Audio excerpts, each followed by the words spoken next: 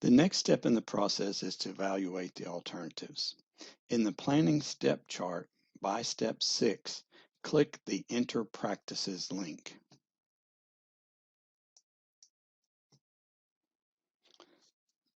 The Select Practices page opens with tables for each land use. In this case, the cropland table is the only one populated. The practices that we saved from the Formulate Alternatives tool are displayed in the table. At this time, the planner can add or remove practices. Now would be a good time to add any supporting practices. For example, during field visits, it was determined that the grass waterway would probably need a grade stabilization structure to control the discharge from the grass waterway. For Alternative 1, in the first open choice box, click the drop-down and scroll down and select Grade Stabilization Structure.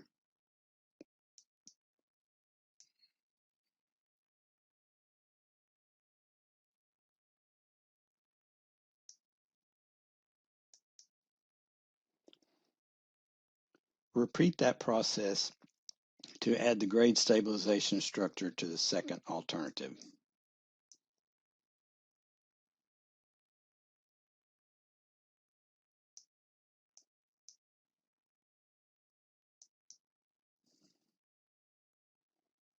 Now we're ready to populate the effects of the practices on the resources. Click the Save All Practices and Return to CPA 52 button, or press Ctrl+E on the computer keyboard.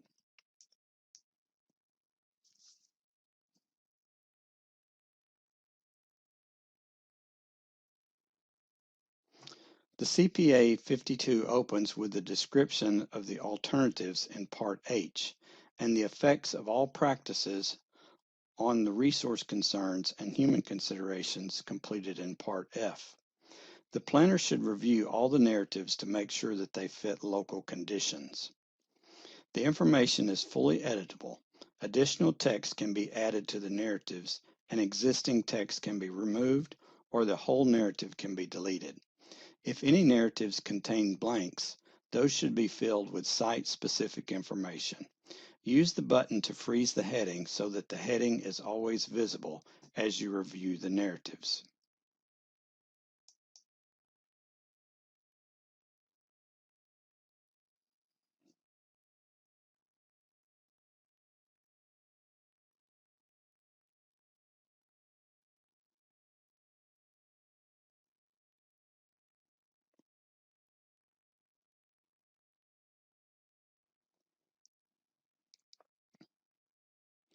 We should also document whether or not planning criteria is met for each of the alternatives for each resource concern. The site-specific practice effects worksheet or the CART results can help with that. Let's look at the sheet and rill erosion concern. For the no action alternative, since the concern is present and the no action alternative effects show the resource degradation will continue, PC will not be met, so the Not Meet PC box should be checked. If we have the CART results for Alternative 1, we can review those results. In this case, the CART results show the planned total points are greater than the threshold, so PC is met, and the Not Meet PC box should be left unchecked. If the CART results are not available for the alternative, we can review the site-specific practice effects worksheet. If the total points for all practices exceed the threshold for Alternative 1, it is predicted that the planning criteria would be met and the Not Meet PC box for Alternative 1 should be left unchecked. Note that when using the Site-Specific Practice Effects worksheet, generally the threshold for most resources is a point value of 50. However, sheet and rill erosion can have variable thresholds from 40 to 80 based on the soils, rainfall, and other factors. So use your judgment and check with CART results if they are available. Repeat the process to review Alternative 2 for the sheet and rill erosion. then repeat for each identified resource concern.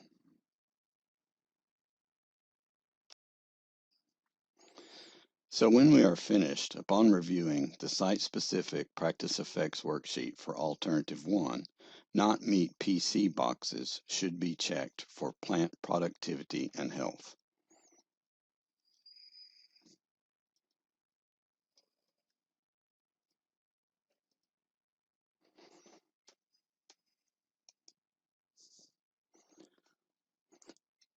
Upon reviewing the site-specific practice effects worksheet for alternative 2, not meet PC boxes should be checked for bank erosion and plant productivity and health.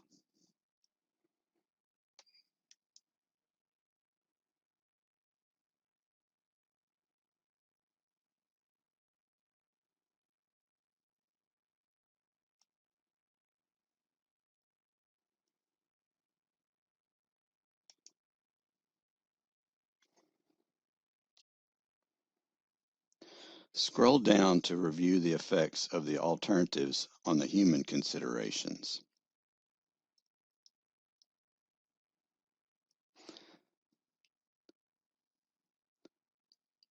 There may be blanks for the planner to enter site-specific information. If so, add the information to the narrative.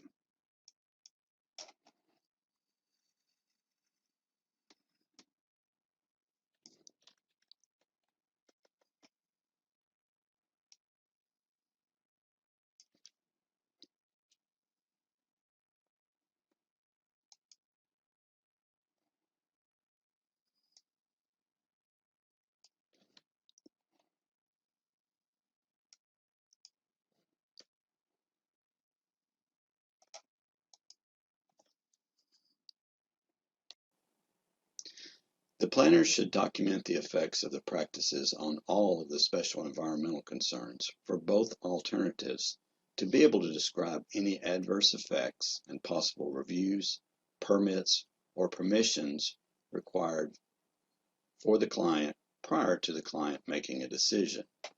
Scroll down to the special environmental concerns.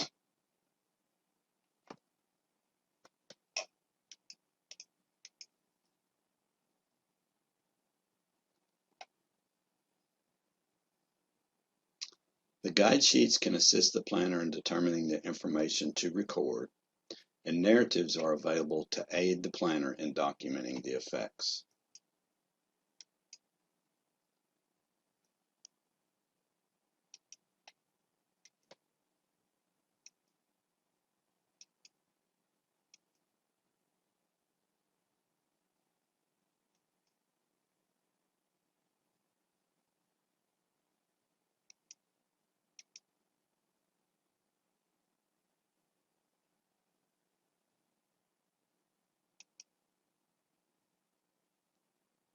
After the effects of the alternatives on the special environmental concerns are completed, the planner should check the box to signify if any further actions are needed.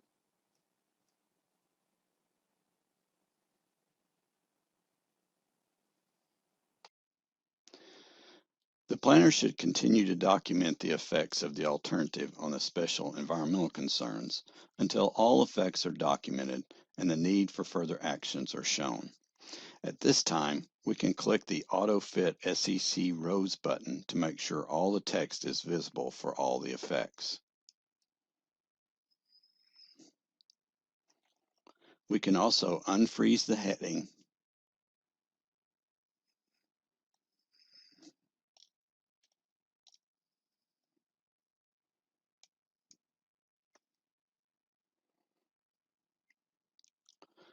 and we'll review the form to make sure that all effects are documented for the resources, human considerations, and special environmental concerns.